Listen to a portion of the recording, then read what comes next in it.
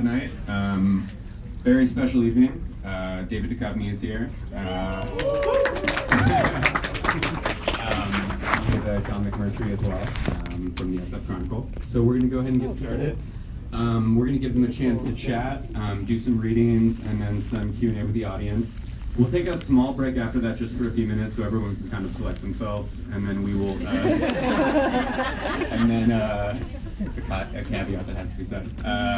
And then we'll go ahead and start the signing line. You folks all know from the register, we went ahead and put letters inside the books, so we'll just call it up accordingly, alphabetically, and we'll run it nice and smooth. We'll line it up here against the middle reader and young adult shelves that you'll see to your right, and then we'll kind of sculpt around out here. So yeah, thank you all so much for coming out this evening. This means so much. We've been around since 1851. We do events like these all the time, not always with David Duchovny. But we really appreciate you coming out and giving back to your local indie bookstore. So without any further ado, John McMurtry and David Duchovny.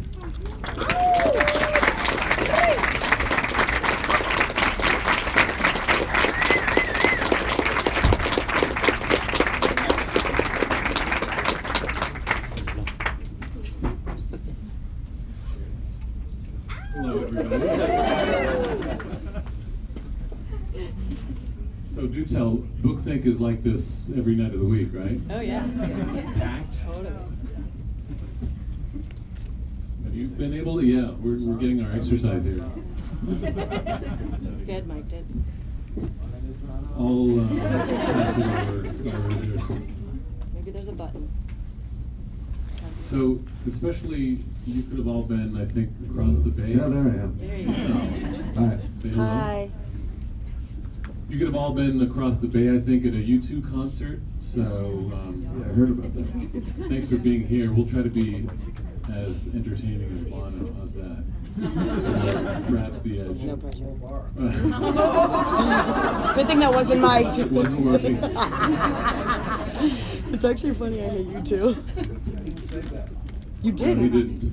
I didn't see my lips. Nope. Actually, we did. Guy in the back. I'll just yell until this is Oh no, I'll pass this over.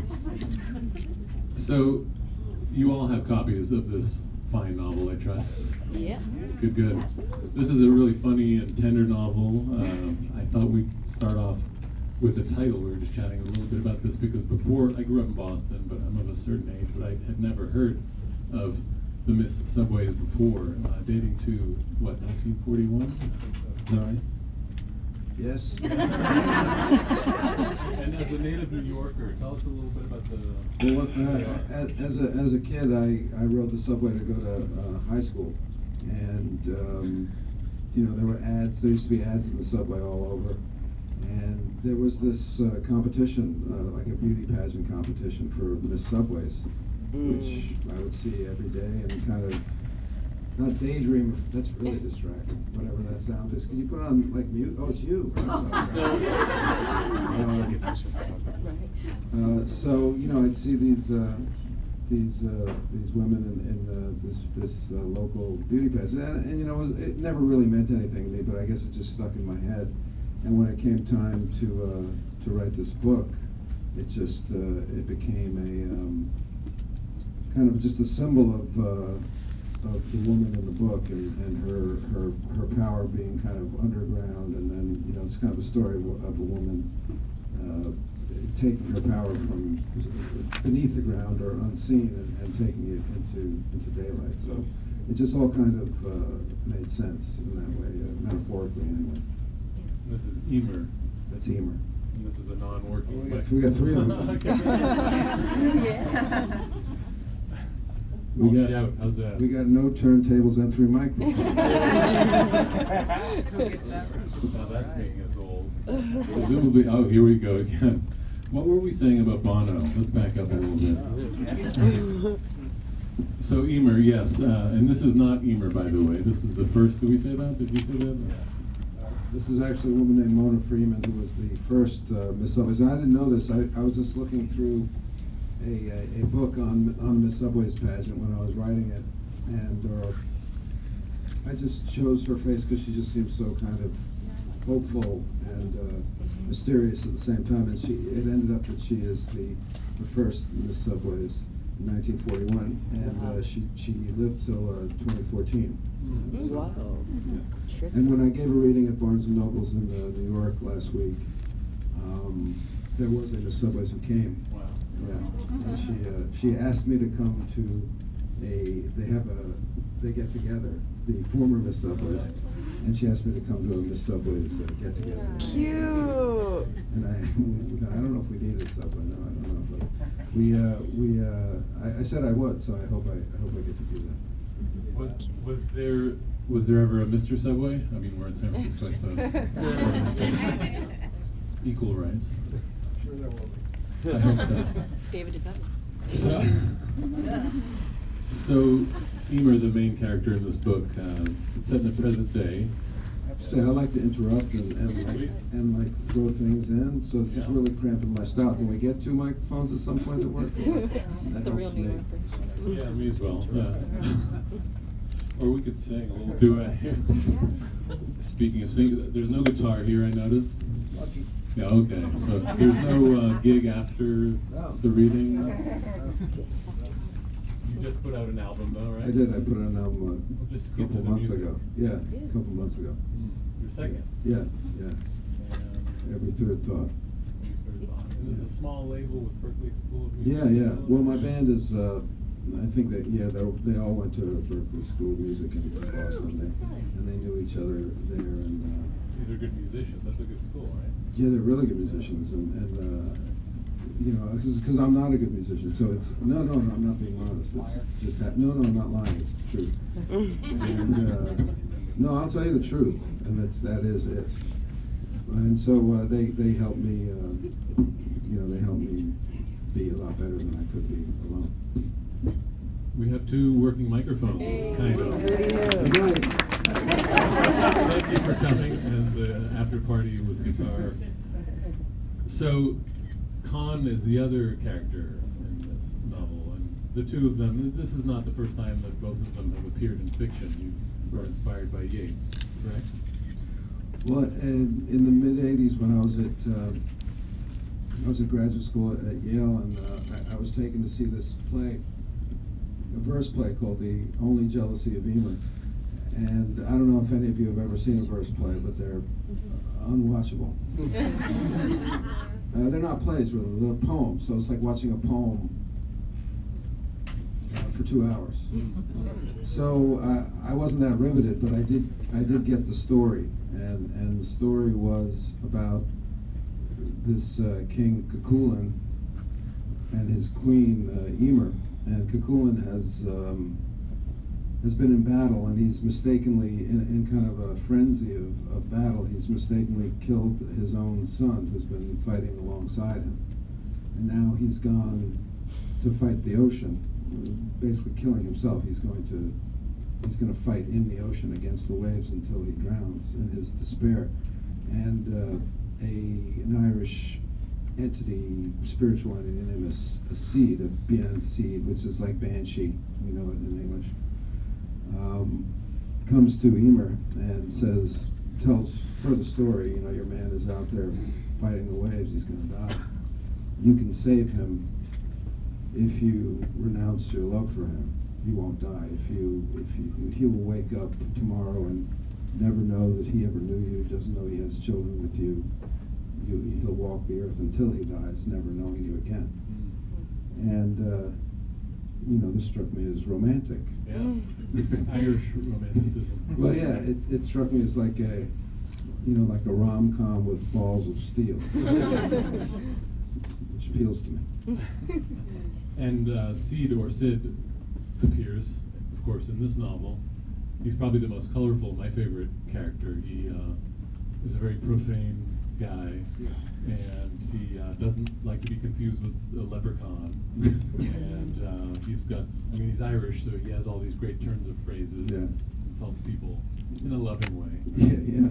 Was he the most fun to write? Probably, yeah.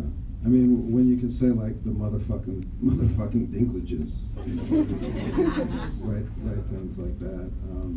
He kind of speaks in the stream of consciousness. But also, aside from allowing him to speak that way, I also like his point of view a lot. I like he's a demon figure. He's a god figure, and he comes from another time. The other idea that underpins this book is that as waves of immigrants came to settle America, or came to work in America, they brought with them their local gods and customs and their belief system. And as they were subsumed into the American Judeo-Christian let's say the face of WASP America, Christian America, they had to leave these superstitions and local gods behind.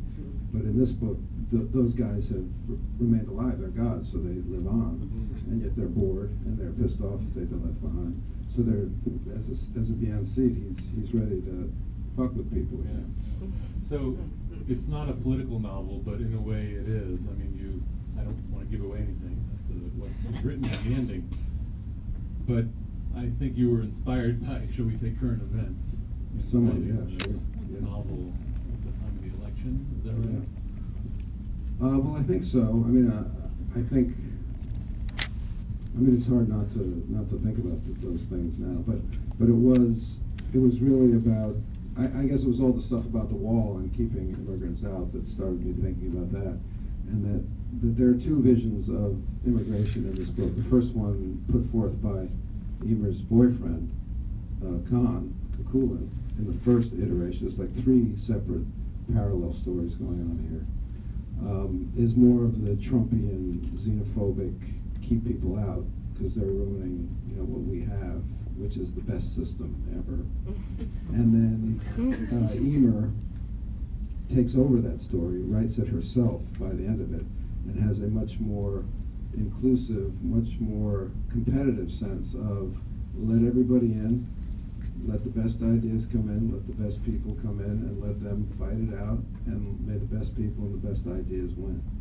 And that's her vision of a society or of America, as opposed to the one at the beginning of the book put forth by the man.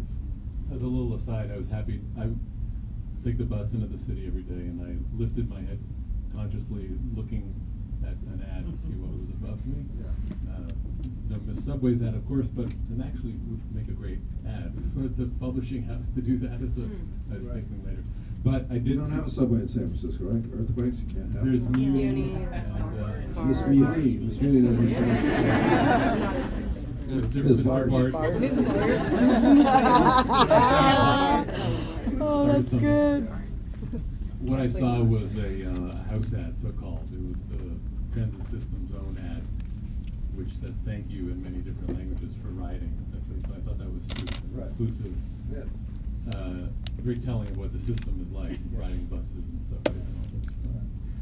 I think David is, he has obliged us. He's going to read a little bit, right, from the very beginning of the book, if that's cool with you. If you'd like that, or if you'd just like me to yap on, I could do that as well. We have other questions, but And you also did the audiobook reading, the recording, right? Yeah, I did the audiobook with Taya and with my kids, actually. So, yeah. Well, I recorded the audiobook all by myself. And then I woke up one morning a few days later, and I was like, man, but the main character is a woman, and it's my voice the entire time as a woman, and maybe that's not right, and then so I changed that. Good for you. I have to put these on. I'm not cool. I just can't see. I'll just read a little bit. On March 20th at 6:37 p.m., Eber Gunnels sat on the Lexington Avenue IRT line subway deep below Manhattan, hurtling toward the future, hopefully making a stop at 96th Street as well. She tried to avert her gaze from any man. She didn't consider herself beautiful, but she had something some men sometimes like, something sometimes some men. Like she was in on a big joke.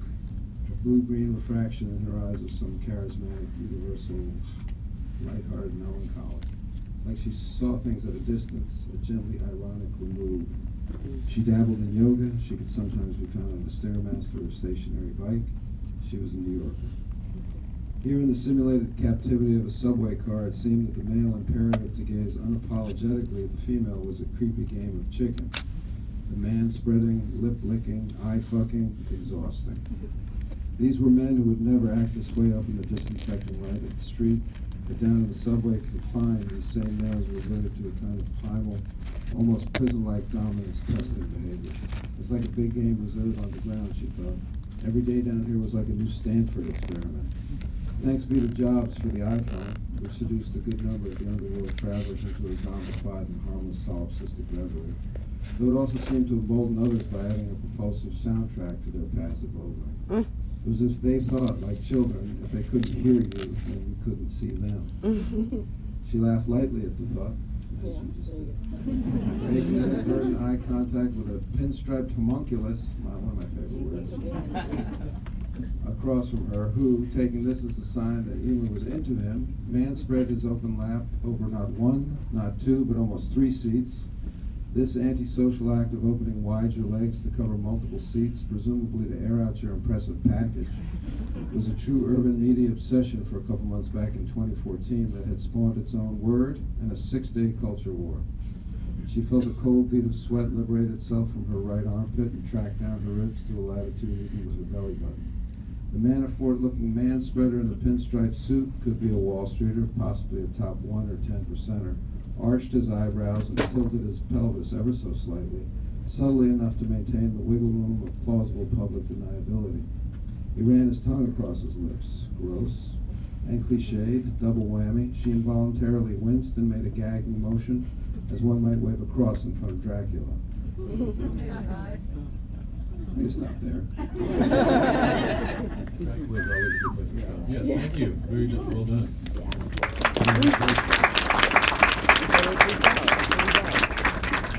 Yes, I can read. Not everybody gets to do those, and you did well. It seems to be that way, or that they don't want to necessarily. Yeah. I tend to do That's the first time I did that. Okay. Yeah. I mean, on this book. So, but Holy Cow, though, I thought you did. Yeah, well, I mean, Also, when female protagonist. Yeah, female cow. Cow. Well, I'm not Animal searching protection. for a pun there. Yeah. I think that was it was more of a comedic, so it lent itself to readings because you could get laughs and stuff. Right. Like, you know, even in the middle of that, I was like, oh Jesus, this is just dying, you know, because you just want it to be something that's, he doesn't want to be like watching a verse play, is what I'm saying.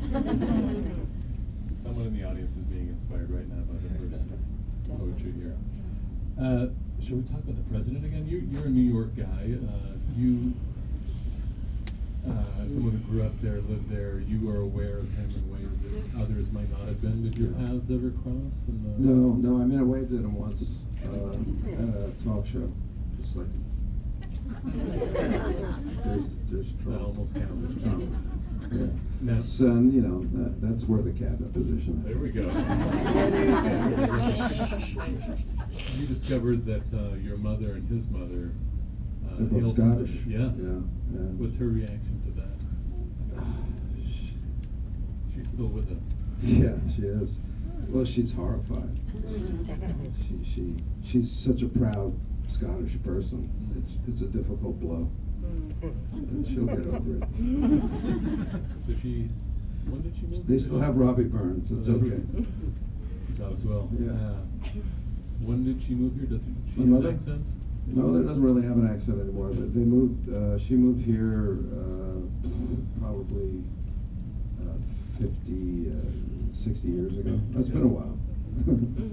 So yes, it has. Although, Yeah. my mother was French, but she'd never lost. I think it merged into some sort of Boston/French. That's got to be interesting. Open the door. Open the door. That kind of thing. But a Scottish one, yeah. No, it's kind of Beautiful, neutral. but- It's kind of neutral, and I feel like I don't have a New York accent because of that. I mean, I'm ATU people, but it's not as strong as well, coffee, I say, and ball. But that's a bit dog. I mean, but I would be worse if she had not been Scottish, or better. This is your third novel. We haven't mentioned that. Bucky Fucking Dead also. Yeah. We're not TV, so we can say that. And was this? Did you have the most fun writing this? Do you think? No, I think this was the hardest. Oh, okay. Yeah, I had the least fun I was writing. going to say, so much of this doesn't, writers struggle, it's work, but Yeah. a lot of it feels light and whimsical, and those aren't bad things. I mean, Andrew Sean Greer just won the Pulitzer for a comic novel, and people haven't, I think, been taking comic novels seriously enough to think, how could this win? Because it's jokey. Because I enjoyed it. Yeah, right, exactly. God forbid. So, I don't know. This was more of a struggle, or harder. It's right, yeah. Partly it was changing the terms of the wager into the present day. And with Cuchulainn and Emer in the Yeats play, he's got many mistresses, and he's got one especially that he wakes up with after Emer saves his life. He wakes up with I forget her name, one of those crazy Irish names, Etna Ekiba or something, and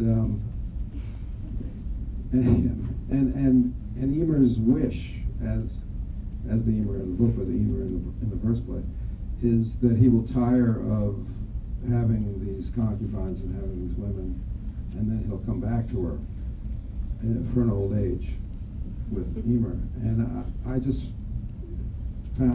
felt like that's not going to fly, now. In the last 100 years, that's not going to fly. So how do I make you root for these two people to stay together? And if this guy's not a king, just because he's a king, he could get away with that shit back then or whatever. It's a different time. But how do I make these two people? How do I make you want to root for them to be together? How do I have you maintain respect for the woman protagonist and the choices she's making and her desire to be with this dude? So I was struggling with all that stuff, and it took a while for me to kind of figure out how to do that. I have just a couple more questions, and then I'm sure you have questions as well. I wonder, did your desire to write, did that predate acting? I don't know this. Yeah, it did. I got into acting because I thought I was going to be I started writing poetry. This is the want of many. Well, if you want to make money, that's what you do. You write poetry. And then I started writing prose. But I was in graduate school, and I was sitting in a room alone a lot, and I just thought, I'm too young to sit in a room alone. This one, I can sit in a room alone when I'm older. So how can I write and be with people? And I was like, I'll write plays, and this is Yale, and it's all. And then, well, if I want to write plays, I should probably learn what it is to say words on a stage or somewhere. So I just came at it ass backwards like that in a way. Are you alone when you're writing now? Are you at home? You're not one of these people Mostly at home. Starbucks. I think I may have written outside sometimes, but mostly at home. I suppose I have one X-Files question which you've never been asked before, I'm sure. Good luck. Good luck getting an answer. Out of the two I have here, let's see. Is it true that Fox Mulder is supplying intelligence to Robert Mueller? It's newer, so. Yes. We don't need to know any more. Ask Rudy Giuliani, he'll give you. Yes. Have to lisp it out. 9 people out there. Would you care for some microphones or my microphone? We'll just pass it around, or well, you can say it. I'll repeat it. There we go. What was your second X-Files question? Oh, it was so much more standard. I think it was, what do you think Fox Mulder would make of either one, James Comey or Mueller? More banal. There's no yes or no. No, I don't know.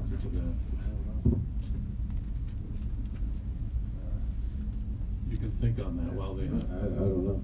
That's too meta for me. So I'm like halfway through. Wait, we're gonna let him pick the person, and I'll give I'm them not the picking. mic. I'm not making. No, I'm not picking. I'm not You picking guys for pick. you. All right. Then They don't pay me enough. You. Like halfway through Buggy Dent, and it's clearly a father-son book. Is that you? Halfway through Bucky Dent, clear. I don't think your mic is working. Was his mic working? Yeah. No. Yeah.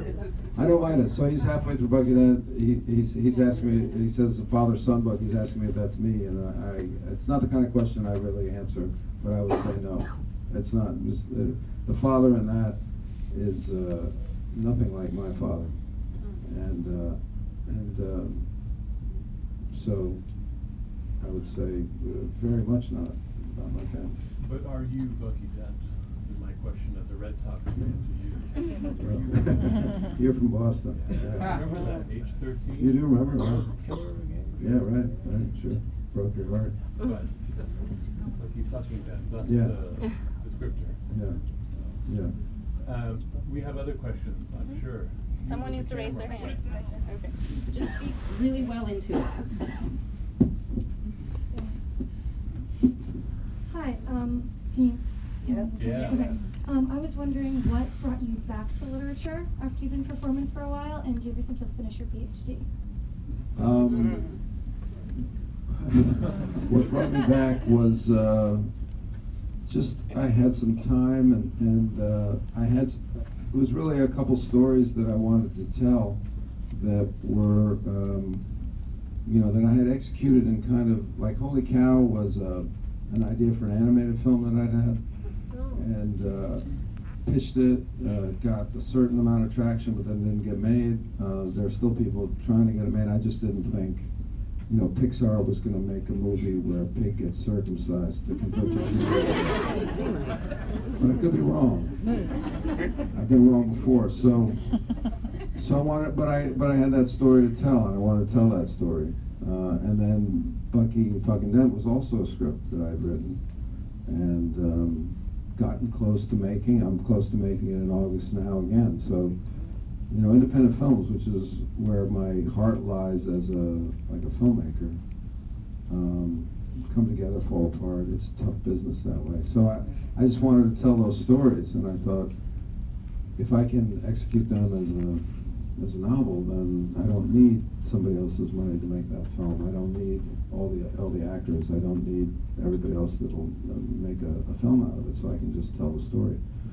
And similar to Miss Subways, I conceived of it also as a screenplay, which they function as like really good outlines for me. Actually, now that I think back on it, I get a lot of the dialogue is the same. Miss Subways was, again, Bucky Dent was really a fully realized screenplay. Miss Subways was more of an idea, so that's why it was harder to execute off of the outline. But it was really the desire to tell these particular stories that I had, and I wanted to get them out. I wanted to tell them. And the second part of the question was? Probably not. It doesn't look good. I want an honorary. You don't have to say it's honorary. You just say I got a degree from such and such. No one checks that shit. Next question coming from the back over here, What? on your left. So I have Yeah. So I have a honorary degree from Texas El Paso, just so you guys know. It's not as prestigious, but it's still there. I'll take one of those. That saying, you were just describing Emer and her relationship with the guy in the book. Whenever DJ Khaled came out with his comments a couple days ago, were you like, oh shit, like this is really bad because he doesn't want to please women and neither does this guy, and I don't know how my novel lines up with that. Was there any thought about that? What was the comment? I gotta tell you, DJ Khaled figures very, very little in anything. Good answer. I'm just saying, she was like, back up her man, or he was saying that, and you're saying Emer back up her man. So I just want to like set the story. Well, you read the book and then you can tell me. Excellent. We'll decide that Texas El Paso though. Yeah. All right, we got it. There's one right here. Yeah. It's an X-Files question. Am I going to do more X-Files? Don't know. I've thought many times that I wouldn't do any more, and then I ended up doing it. So I could give you an answer, and it would end up being wrong. It might end up being right, but the truth is, I don't know. Well, that makes it seem like I'm torturing you. I'm not. Okay. I didn't see an X-Files hat. So Now I see. Yeah, I don't know. I'm sorry, I can't tell you. Right there? Yeah, I was wondering if you considered reversing Emer and Khan, his name. the Yeah, guy, and yeah. having the man have to give up everything and raise the kids on his own, and it's just like Right. there's too many stories about these. Have you read the book? No, not well, yet. you'll see that, Okay. that I think your question is answered in the book. Cool. But I didn't, when I was doing it, I didn't give that thought to it, but once I handed it into my editor and we were talking about it, he did mention that, and we talked about that a little bit, reversing the sexes, but it never got really much traction in my mind that way. But when you read the book, you'll see that that is addressed in a certain way. Got a question over here. She's been patiently waiting. Hi. It's working. Oh, sorry. Hi. In your books, Elsie and Emer and Mariana are all strong independent. So are they based, say, on your mom or your sister? And are you trying to say something to the rest of the world about those type of females? Was everybody heard that? No? Yes? I don't think they're based on, I'm influenced by the women that raised me and the women that I grew up with, but it would be more on an unconscious level, I think. And I don't consciously model these characters after. I've never consciously modeled the character after anybody that I knew. And as a writer, I have to say, and I think I have Emer say this in the book, is that I'm not here to say anything at all. Mm-hmm. I'm writing. If I wanted to say something, I'd be a stupid ass politician. I'd be lying to you, because the truth is really complicated. It's hard to say. One final question. This is up here, I think. This is David's last stop, I think, on this, or at least for now, right? Yeah, for now. Last stop on the subway. So this is regarding, like, I hear that there's going to be a movie about Buggy. You talking then. Are you going to be playing any roles in it? Yeah, I wouldn't play. I'm not the right age to play either of the main roles in the book. Yeah, I just fall in between. I'm too young for the father and too old for the son. I'm too male for the woman.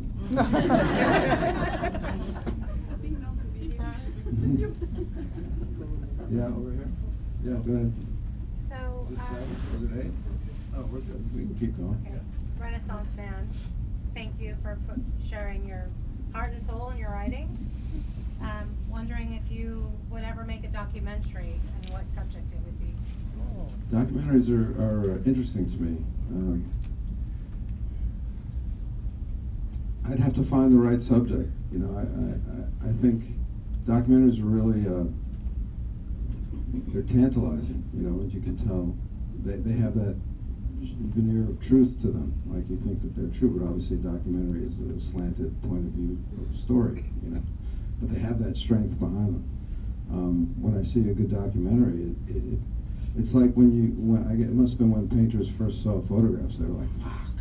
It's a little like, I think it's a little like that now with film, because I think documentaries have gotten so good and people have gotten so interested in seeing documentaries. People really like to watch documentaries more now than ever, it seems to me. I do too. And I think filmmakers are like, fuck. So it's like, you got to change your storytelling in a way, which might be good, your fictional storytelling. And I think, you've got these brilliant documentarians like Errol Morris, people who are just really, they just make these works of art that are purporting to be truth, but they're not really truth, they're works of art, but they're true, and it's interesting. So I don't know, I'd have to find, my initial impulse would be, let's fictionalize this and make it a movie. But I could be convinced to somehow make a documentary about something if I really loved the story enough, or if it was just unavoidable to make it a true story. It's a good question, though. Right here. Yeah, we've got to see your multi-talents. We've got the intellect, we have book writer, we have the horngry Hank Moody, that's horny, hungry, you know. And we got, you know, very Mulder, you know, his monotone Mulder. You're multifaceted. And like what don't you know how to do? And like what are you like excited to learn about? That's the first question. And like where's your creative flow next? What are we gonna see next from David Duchovny? All I heard was horngry.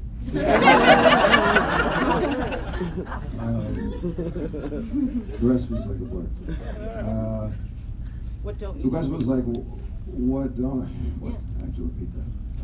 I don't know how to do a lot of things. I mean, I'm doing whatever I can, and I'm foisting it on you. Thank you. I can't draw. I'm not going to be drawing anything like that. So, what's next? I hope, as you mentioned, I hope to be directing Buggy Fucking Dead in August. It's like juggling plates, and you hope you keep them all aloft at once. Cause just one plate comes down, and you're not shooting. So we'll see. Then I've got a couple of limited series television shows that I'm looking at acting in after that, and then after that, I mean, I'd love to find time to write another book. So. We'll see. And then there's always music I can kind of do in the background the whole time. Can you tell me what a typical day would be for you when you're writing? Do you sit for like stretches? A typical day of writing is I don't write at all. If I'm writing, if I'm really like forcing myself to write, I like to get up as early as I can, like 5 if I can. And then have a cup of coffee and just sit down and start. I like the idea of working when everybody else is asleep because I feel like I'm getting away with something. I feel like I'm getting ahead. Like, they're all asleep. And then I work pretty well until probably noon, and then I start to not work so well. I don't really work well after noon, which is weird. Because when I act, I have to act all day, but not writing. Thank you. This is an acting question. From an actor's perspective, we all know that the X-Files had a lot of really long technical language to remember. And I was just curious, when you first started on the show, any tricks? What was it like trying to, memorize these scripts? And any tricks to share? Yeah, it was daunting at first, for sure.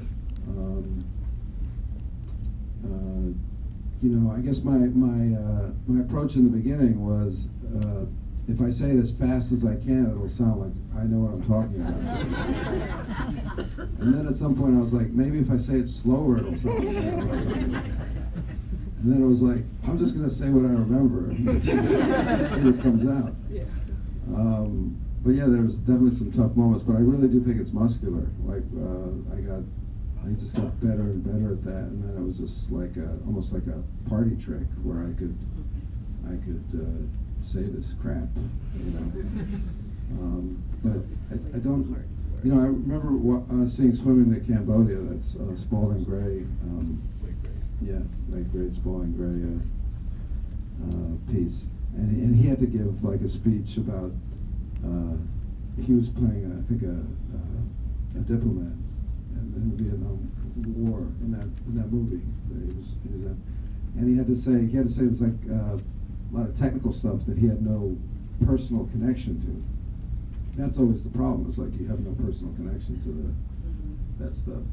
And he said he had to say something about a malfunction, and so to make it personal to him, he imagined spaghetti coming out of a computer. I don't do anything like that.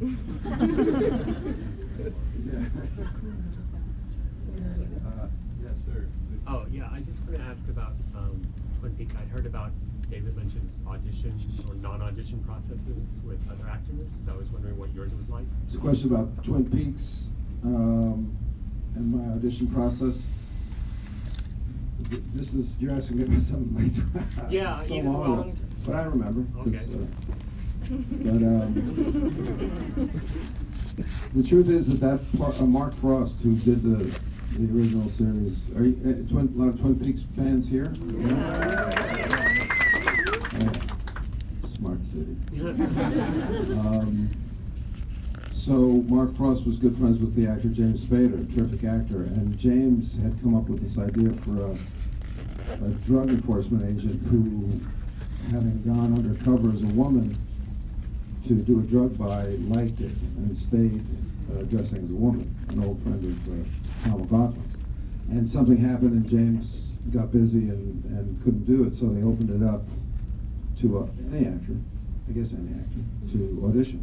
Now, I was not known for anything. I'd done Don't Tell Mom the Babysitter's Dead. So thank you. I don't think I've done Red Shoe Diaries. Oh, not yet? I don't think so. No, really, I've done, a couple independent films and Don't Tell Mom the Babysitter's Dead. Epic. And, but I knew Joanna Ray, or I had meetings with Joanna Ray, who was the casting director, Twin Peaks, great casting director. And she called me in, and I auditioned for it, and I got it, and that was just. I'd never met David until we went and shot the show a couple years ago. I hadn't even met him because he didn't direct any of the shows that I was in the first time around, and this last time around he was in the scene with me, so it was great to work with him. He's truly a unique genius. One question? In the back? Yeah, Red. Get out of here.